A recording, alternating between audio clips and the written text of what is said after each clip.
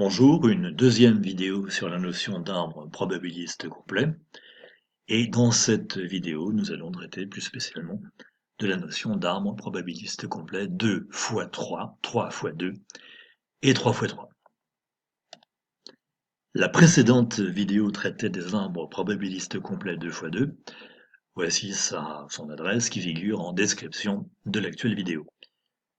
Souvenons-nous que pour les arbres 2 fois 2, nous avons deux bipartitions du référentiel oméga, la bipartition AB et la bipartition CD.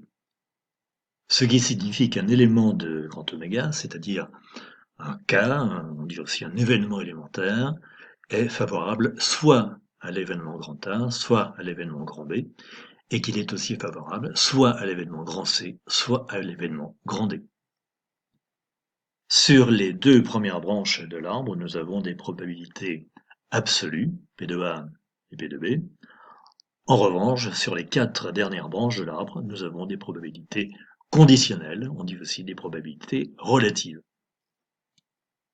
Bien remarquer que ces probabilités conditionnelles existent à la condition nécessaire et suffisante que ni P de A ni P de B ne soient nuls. Donc, rappel sur les trois règles fondamentales que nous avons vues sur les arbres 2 fois 2 et qui vont s'étendre aux arbres 2 fois 3, 3 fois 2 et 3 fois 3. Première règle, la règle des nœuds, c'est la plus simple. La somme des probabilités affectant les branches partant d'un même nœud vaut 1.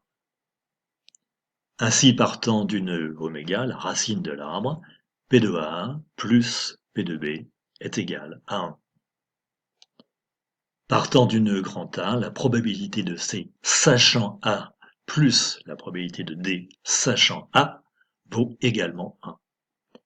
Et enfin, partant du nœud grand B, eh bien, la probabilité de C sachant B plus la probabilité de D sachant B vaut 1.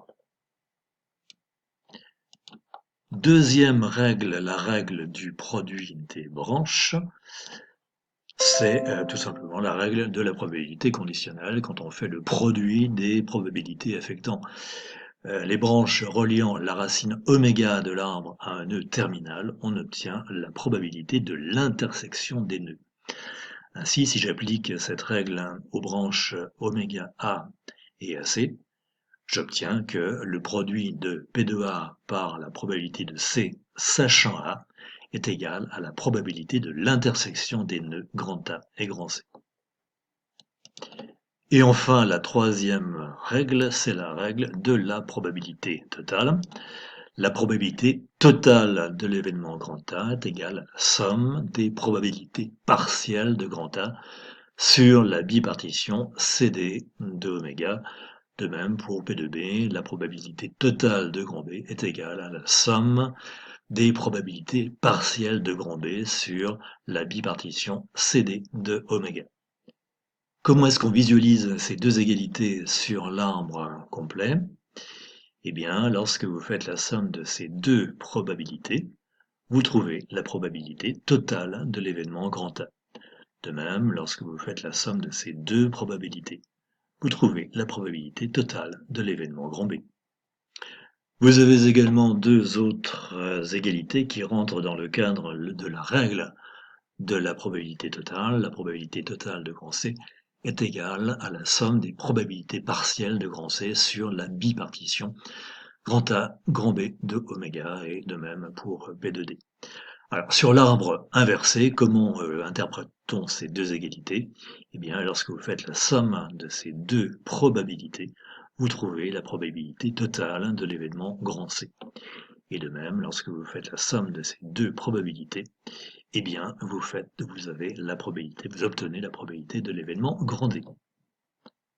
Cet arbre est dit inversé par rapport au précédent dans la mesure où nous commençons par la bipartition CD de oméga pour terminer par la bipartition AB. Bien remarquer que P de A inter C, c'est P de C inter A, P de A et C, c'est P de C et A, P de A et D, c'est P de D et A, etc. Bien, ces rappels étant faits, nous allons passer au corrigé de l'exercice posé à la fin de la précédente vidéo. Donc surligné en jaune, eh bien les données, vous constatez que ces données ne portent que sur des probabilités absolues. Donc il était astucieux de remplir le tableau probabiliste avant de renseigner l'arbre complet proprement dit. Dans la dernière ligne de votre tableau, les événements grand C grand D formant une bipartition de oméga, vous avez P de grand C plus P de grand D égale 1, autrement dit par différence, P de grand C égale 0,33. Dans la colonne C, P de grand C, la probabilité totale de l'événement grand C est la somme des probabilités partielles de grand C sur la bipartition grand A, grand B. Donc par différence, vous trouvez ici 0,26. De même, dans la colonne D, je ne commande pas, vous trouvez 0,28 pour P de A inter D. Dans la ligne grand A, la probabilité totale de l'événement grand A est égale à la somme des probabilités partielles de grand A sur la bipartition CD de oméga. Donc vous trouvez par somme 0,35. Et enfin, dans la ligne B, même raisonnement par somme, vous trouvez 0,65. Vérifiez que 0,35 plus 0,65 vous donne bien 1. Bien, vous reportez maintenant les valeurs que vous venez de calculer, aussi bien d'ailleurs que les valeurs données dans l'arbre. Et il ne vous reste plus qu'à calculer les probabilités conditionnelles, probabilités relatives, portées par ces 4 dernières branches. Comment trouve-t-on la probabilité de C sachant A? Eh bien en utilisant la règle du produit des branches, P de A multiplié par P de B, P de C, pardon, sachant A égale P de A inter C. Autrement dit, P de C sachant A égale 0,07 divisé par 0,35. Vous trouvez 0,2. Idem avec les 3 autres branches, vous pouvez remarquer que P de D sachant A peut se calculer plus facilement grâce à la règle des nœuds, puisque vous savez que la somme de ces deux probabilités vaut 1. De même, P de D sachant B peut se calculer plus facilement la somme de ces deux probabilités valant 1 grâce à la règle des nœuds. Bien, maintenant inversons l'arbre, aucune difficulté. Ces valeurs, vous les obtenez dans votre tableau, ainsi que ces deux valeurs, et puis ces valeurs intermédiaires, donc les probabilités conditionnelles, vous les obtenez par quotient de ces probabilités avec celle-ci. Voilà, on s'est remis en jambe avec un arbre de 2, maintenant on va continuer avec un arbre complet de 3. Donc on commence par une bipartition, grand A, grand B, et on continue par une tripartition CDE du référentiel oméga, bien entendu. Est-ce qu'on pouvait, comme tout à l'heure, céder du tableau pour remplir l'arbre? La réponse ici est clairement non, vous n'aviez pas suffisamment de valeur pour remplir totalement votre tableau. Donc il fallait bien commencer par remplir l'arbre probabiliste. Commençons par la règle des nœuds appliquée au nœud grand A. La somme de ces 3 probabilités vaut 1, donc là manifestement vous avez 0,1. Continuons par la règle du produit des branches appliquée aux branches oméga A et AC. P de A multiplié par P de C sachant A égale P de A inter C. Autrement dit, P de A, c'est le quotient de P de A inter C, 0,24, par la probabilité de C sachant A, 0,24 divisé par 0,6 égale 0,4. Ces deux valeurs, vous les obtenez par la règle du produit des branches, je n'insiste pas. Celle-ci par la règle des nœuds, appliquée au nœud oméga. Cette valeur résulte de la règle du produit des branches appliquée aux branches oméga B et BE. Et il vous reste 4 valeurs à calculer.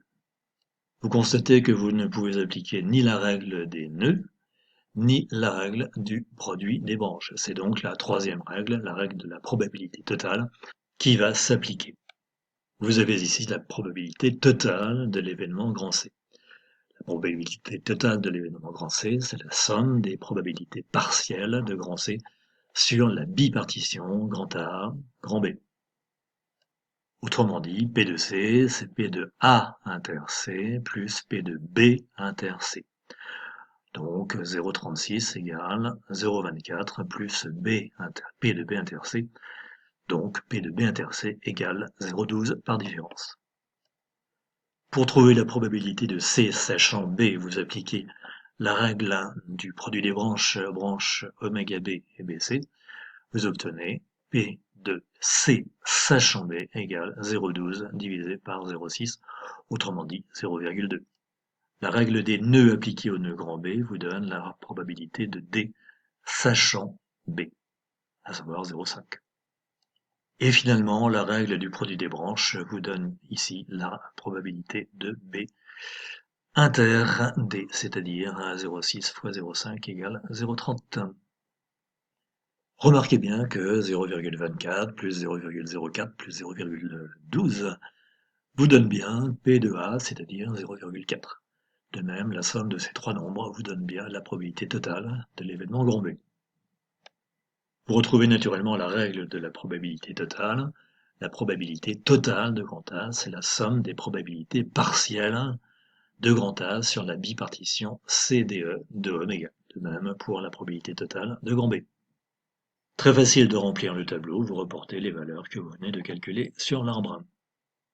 Il vous manque simplement P de D et P de E que vous obtenez par somme en utilisant la règle de la probabilité totale.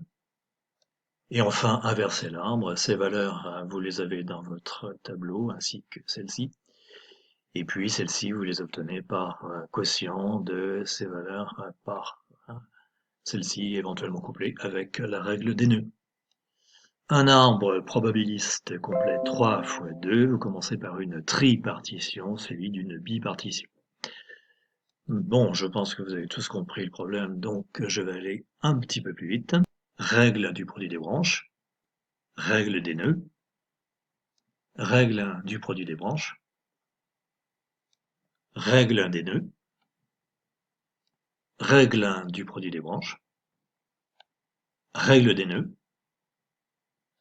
règle du produit des branches, règle de la probabilité totale de E, c'est la somme des probabilités totales de E sur la tripartition grand A, grand B, grand C. Autrement dit, P de E, c'est P de A inter E plus P de B inter E plus P de C inter E. Ce qui donne P de C inter E égale 0,56. Règle du produit des branches, règle des nœuds, et enfin règle du produit des branches. Aucune difficulté pour compléter le tableau, P de D, vous le trouvez soit par différence dans la dernière ligne, soit par somme dans la colonne D. Et finalement inverser l'arbre, aucune difficulté puisque ces valeurs, vous les avez dans le tableau, ainsi que ces valeurs, et puis ces probabilités conditionnelles, vous les obtenez en faisant le quotient de ces probabilités avec celle-ci. Vous simplifiez les quotients, vous auriez pu laisser également 12e, donc 2 12e, 3 12e, et ici en 38e, donc ici ça aurait fait 28 38e. Voilà, c'était tout à fait correct également. Et enfin un arbre probabiliste complet 3-3. Ce sont exactement les mêmes règles qui s'emploient. Je vais faire cet exercice en accéléré et en cinéma muet. Faites autant d'arrêts sur image que nécessaire pour bien comprendre le fil. Vous êtes prêts? Allez, c'est parti.